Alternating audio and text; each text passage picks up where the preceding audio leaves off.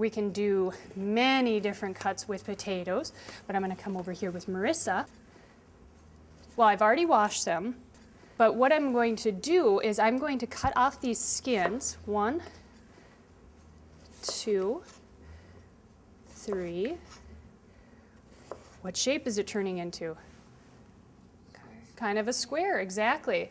These I can save and we can make mashed potatoes out of them. We don't need to throw away items like this because they can be used, so I'm going to keep those. Now, I'm going to try to make this into as square as possible. The reason being, when you cut, you are going to be cutting off slices. So the big point in trying to cut vegetables to consistent sizes, meaning the same or at least close, is for it looks pretty. That makes sense because if you have a soup, you want them all to look pretty. Also, they cook evenly, and that's really important when you're making soups or stews or really any cooking method. They want to cook evenly.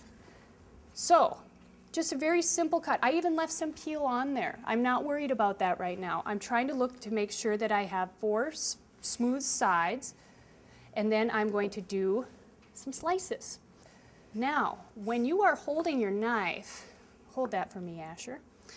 You have a couple options. Go ahead, Kelly, pick up yours too. You're a lefty? Oh, okay.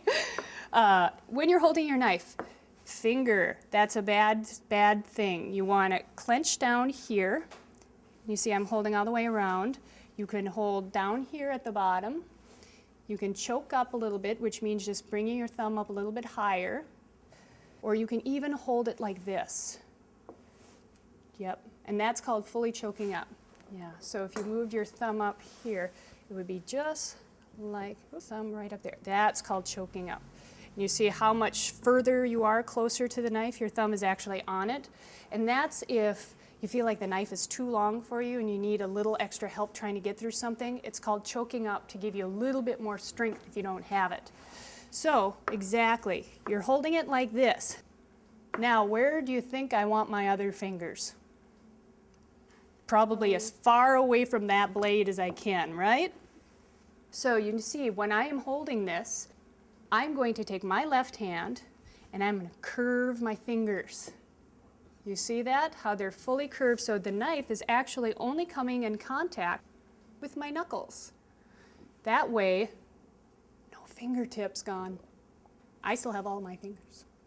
And that's because I do that. You curve it under just a little bit, and that makes sure that you're safe. When I'm cutting, you see again, I'm choked up. I do not put my finger here. If you think about it, it doesn't allow you any more stability or balance by putting your finger up there. It's actually worse. Try putting your finger up there and pushing it side to side. Oh, it's all wobbly. Now try it here.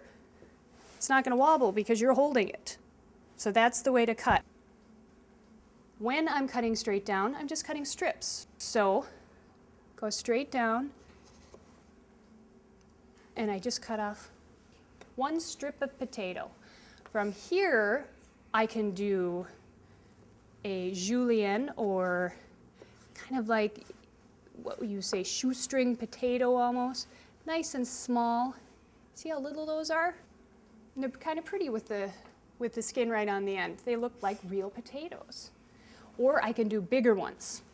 So if I was going to do something that's a very fast cooking, just really quick, I would use small pieces. But if I'm going to do soups and stews, I want some bigger chunks.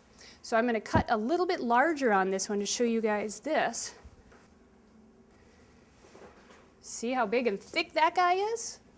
That one's much bigger. So this one, I will show you, this is a large version of it, but there's a cut called a batonette, which is much bigger, kind of like a chunk of potato, but it's actually still the same shape as these, just much bigger and thicker.